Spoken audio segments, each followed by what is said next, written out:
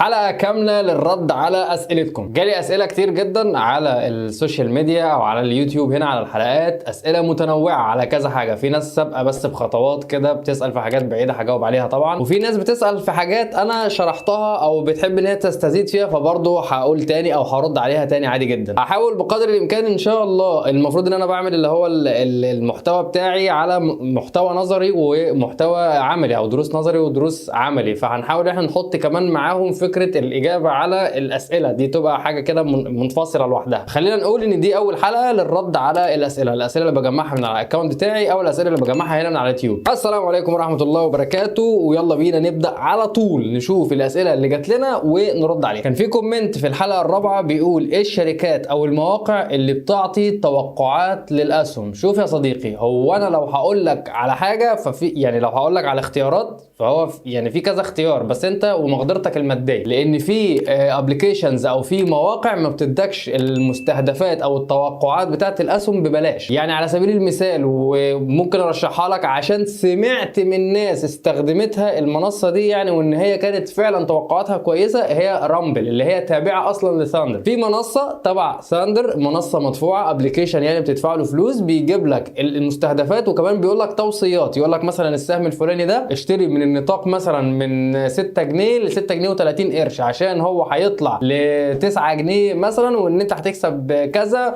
وانسب وقت تشتري فيه مثلا يوم كذا، وانسب وقت تبيع فيه مثلا هيبقى يوم كذا. ده التوقعات بتاعت السهم، بيجيب لك تحليل كامل وكبير للسهم اللي هم شايفين ان هو مناسب. طبعا اللي بيحلل وبيعمل الحاجات دي ناس خبراء شغالين مع ثاندر، في 2 3 او يعني مش فاكر الاسماء قوي يعني، بس هو في كذا شخص بيبقوا موجودين في المنصه دي في رامبل، هم اللي بيعملوا التوصيات دي. وطبعا بيبقى مدفوع الاشتراك، بتدفع فلوس سواء بقى شهري او سنوي او ايا كان انت ومقدرتك الماديه. في منصات تانية يعني، في مثلا ديو تريد، في تريدنج فيو، في مباشر، في انفستنج، في كذا حاجه تانية. لكن برضو من الحاجات اللي احيانا بتكون موجوده فور فري، يعني مش بتدفع عليها فلوس. لو انت مثلا سهم معين انت شاكك فيه، اكتب اسم السهم على جوجل، وقبل ما تكتبه مثلا اكتب كلمه مستهدف، يعني مثلا مستهدف شركه معتز الطاهر تريدنج فيو. خش على تريدنج فيو، انزل كده في القوائم، ممكن تلاقي مستهدف، وده بيبقى عباره عن مثلا محلل قاعد مع نفسه حط المستهدف بتاعه او حط التحليل بتاعه، او حد خبير ممكن يكون حط المستهدف بتاعه. ما بيبقاش يعني مملوكه قوي، او يعني ما بتبقاش ان هي موثوق فيها قوي، بس هي بتعتبر من الحاجات اللي موجوده فور فري، ومش هتلاقيها في كل الاسهم. يعني في اسهم معينه هتلاقيها موجوده، وفي اسهم مش يعني معينه مش هتلاقيها موجوده المستهدفات بتاعتها على تريدنج فيو، او حاجات تانية فور فري يعني لازم تدفع. اما بقى الحاجه الثالثه والاخيره، فان انت تكون متابع لناس معينه بقى على السوشيال ميديا، او ناس معينه على اليوتيوب، او ناس بتنزل مثلا في قنوات على التليجرام، ايا كانت الوسيله ايه. في ناس بتنزل تقول والله في المستهدف للسهم الفلاني بعد التحليل مثلا وكذا هيوصل معانا يا جماعه لقيمه كذا. في ناس كتير جدا اعرفها ان هي متابعه ناس، يعني في ناس كتير جدا متابعه ناس. ده في ناس شغاله في العملات الرقميه وعايزه تخش البورصه، عشان هي واثقه في ناس بتديهم توصيات في العملات الرقميه، وبيدوا كمان توصيات في البورصه، فعايزين يخشوا بناء على ان الشخص ده ثقه. وانا قلت قبل كده ان انا ما بحبش الجزئيه دي قوي، يعني ما بحبش ان انا امشي ورا كلام حد كده عمياني من غير ما اكون انا دارس وفاهم وعارف ماشي السهم ده ممكن يطلع فين عشان في سبب 1 2 3، او في اخبار 1 2 3 بتتقال عنه. غير كده ما بحبش اخد عمياني. فدول الثلاث طرق اللي انا اعرفهم ان انت تعرف بيهم المستهدف، او سعر توقع التوقعات سعر السهم في الفتره اللي جايه سواء طالع او نازل. طيب جالنا سؤال في الحلقه السادسه، طب نشتري امتى يا هندسه في الصندوق؟ انا مش مهندس يا جماعه والله، انا على باب الله، انا راجل على باب الله خالص. لما يكون اقل من سعر معين، ولا نشتري كل شهر في اي وقت؟ مش هتفرق، يا ريت تقول لنا، وشكرا على مجهودك حبيبي، الله يخليك، انا ما بعملش حاجه. طيب خليني اقسم لك الحته دي لجزئين في الاول كده. بس في مثلا اسهم بتعتمد او بتشتغل في اسهم مشهوره او قويه، او اسهم معروف قوه التداول عليها. ففي في صناديق استثمار زي مثلا نعيم مصر مثلا بيتداول في الاسهم القويه التابعه للشريعه. فانت لو لقيت الاسهم عموما واقعه، هتلاقي قيمه الشهاده بتاعت نعيم مصر واقعه. على سبيل المثال شهاده نعيم مصر دي من كام يوم كانت ب 36 جنيه، لما حصل الهبوط يعني حصل الهبوط الفتره الاخيره بعد تحرير سعر الدولار وهكذا وكذا وكذا،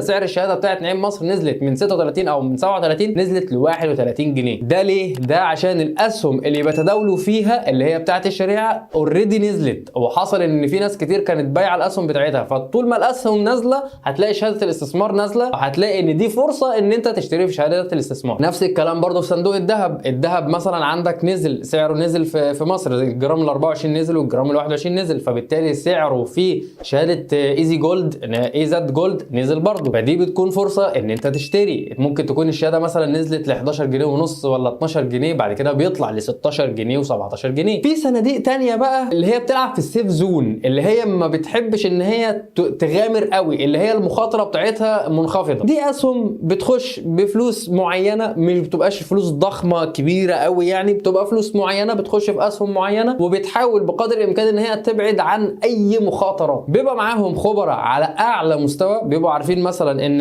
الاسهم دي هتقع فبيخرجوا منها وبيدخلوا في اسهم تانية عارفين ان هي الفتره اللي جايه مثلا هتطلع فبيدخلوا فيها، فبيحققوا ارباح قويه، لكن ممكن ما تبقاش على نفس الوتيره. يعني مش كل شهر هيحقق لك المبلغ اللي انت متخيله في دماغك، لا هو ممكن يحقق لك الربحيه لكن بنسب متفاوته. ممكن تلاقي في شهر جايبين نسب عاليه، وممكن تلاقي في الشهر اللي بعده جايبين برضو ارباح بس نسب اقل. حته بقى ان انت تشتري شهاده في كل شهر مثلا او حاجه، دي حاجه ترجع لك. وزي ما انا شرحت في الحلقه اللي فاتت في الحلقه السادسه وقلت ما تدخلش بفلوسك كلها في شهادات استثمار، خش في شهادات استثمار وخش برضو في الاسهم عشان تبقى اكسبت من الناحيتين. اما انت لو عايز تحافظ على فلوسك وعايز تزود الاستثمار بتاعك لا حط يا باشا كل شهر مثلا، لو هتعرف تخصص جزء من ربحك مثلا من البورصه او جزء من دخلك الشهري مثلا لو انت موظف او غيره حط يا باشا جزء من الدخل الشهري بتاعك حطه في صندوق الاستثمار، بحيث ان هو بيكبر مع نفسه. يعني بيكبر مع نفسه. انت حطيت 1000 جنيه، جيت مثلا بعد كده حطيت 500 جنيه، جيت بعد كده مثلا حطيت 500 جنيه، جيت بعد كده مثلا حطيت 500 جنيه، فكل ما بتزود كل ما بتزيد اصلا الارباح. الربح اللي كان بيجيبه لك ال 1000 جنيه الاولاني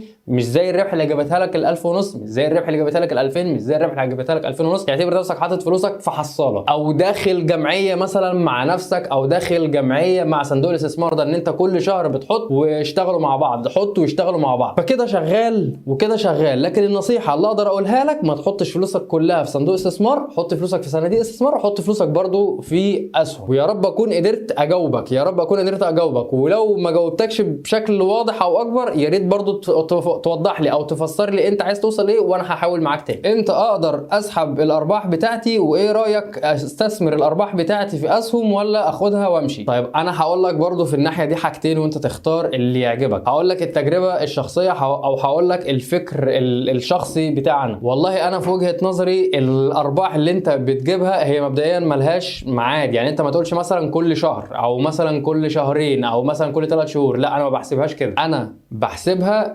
بالفلوس اللي جات لي، وبقيت بلاحظ ان هي مثلا ده ربح كبير انا مش هقدر مثلا او ما عنديش فرصه ان انا استغله في حاجه دلوقتي. يا عم مثلا انا داخل الاستثمار ده مثلا ب 2000 جنيه، بعد شويه لقيتهم 2000 ونص، فانا مثلا ال 2000 جنيه اللي انا مستثمر بيهم دول حطيتهم في اسهم قويه وشغالين مع نفسهم، فانا ال 500 جنيه دول مثلا مش هستثمرهم. فبعمل الاتي: ال 500 جنيه دي بقسمها على 3، والثلاث اجزاء بيكونوا بالتساوي، يعني 33.3% كل جزء. الجزء الاولاني بيبقى ده ربح شخصي ليا بسحبه وباخده ليا انا، بصرفه بقى بعزقه براحتي، يعني بدخله جيبي من الاخر. والجزء الثاني بسيبه تطوير وتنميه، عشان انا مثلا ممكن اكون مش قادر ان انا ازود المدخلات بتاعتي في المحفظه بتاعتي، فانا بقول اللي بيجي من الربح بطلع تلته مثلا بطلعه للشغل بتاع المحفظه بكبرها، فبدل ما كانت 2000 جنيه قول مثلا حطينا عليهم 150 جنيه فبقت 2150، وهكذا تزيد العمليه مع بعضها. واما الجزء الثالث وده من اهم الاجزاء اللي انا بشوفها وجهه نظري، انت لك مطلق الحريه، يعني ان هو بطلعه لله لسببين. السبب الاولاني ان انت لما بيكون بداخل في حاجه وحاطط معاك جزء منها لله، فطبعا ربنا بيبارك لك في الحاجه دي. والحاجه الثانيه ان عشان لو في لا قدر الله اي مثلا صندوق استثمار دخلت فيه تداول في حاجه مش مظبوطه او كده، فبقى يعني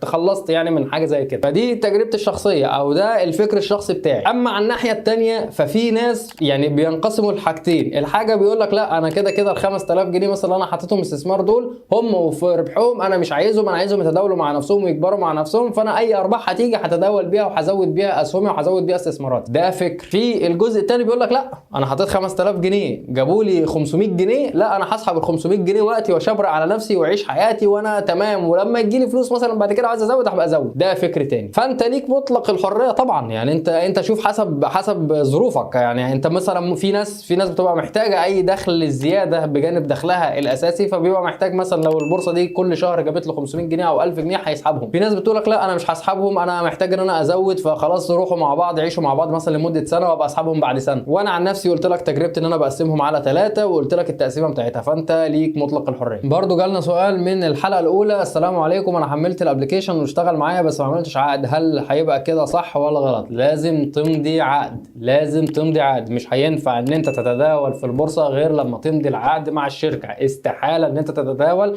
من غير ما تمضي عقد مع الشركه. استاذنك في سؤال لو تسمح لي، انت بتسحب ارباحك كل قد ايه؟ انا جاوبت على الحته دي من شويه يا دوبك، يعني من دقيقتين، وقلت ان انا بسحب الارباح بتاعتي كل ما تتوفر. بمعنى ايه؟ بمعنى ان انا لو داخل مثلا ب 5000 جنيه، 5000 جنيه دول شايفهم دايرين والاسهم بتاعتها شغاله والدنيا تمام وزي الفل ومش محتاج ازود والدنيا تمام ومفيش مخاطره والكلام ده كله، في زياده مثلا 500 جنيه 600 جنيه 700 جنيه، بروح ساحب ال 700 جنيه عادي جدا ولا اي حاجه. مش حاطط لها ليميت، لان انت لو حاطط لها ليميت مش هتظبط معاك قوي. انا بحس ان هي صفقات، يعني انت مثلا دخلت في سهم ب 1000 جنيه، قعدت معاه فتره، السهم ده خلص وجاب ال 1000 ونص التمام وانت كده مرضي، فببيع السهم ده، ببقى عارف ان انا دخلته بقيمه كذا وخارج منه بقيمه كذا، بروح واخد الربح ده واسحبه ليا. انت بقى تسحبه من الابلكيشن امتى؟ حاجه ترجع لك. في ناس بتقول لك لا انا مش هسحب الفلوس بتاعه الارباح دلوقتي، هسيبها في الابلكيشن تدور مع نفسها في المحفظه. وفي ناس بتقول لك لا انا هسحبها فورا عشان انا مثلا عايز اوزع بيها،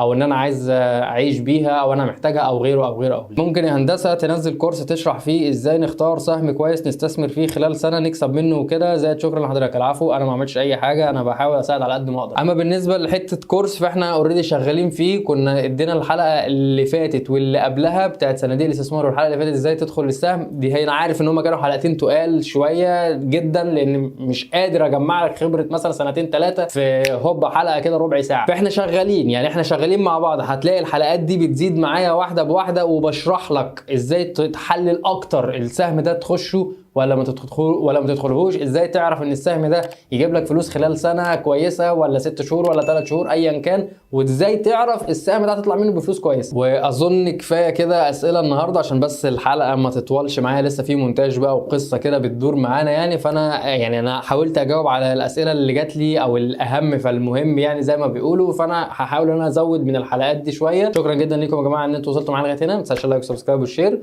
شاركنا على قناه السوشيال ميديا هتلاقيها في الديسكربشن، وتحمل الابلكيشن من اللينك اللي موجود في الديسكربشن. شكرا جدا ليكم، سلام.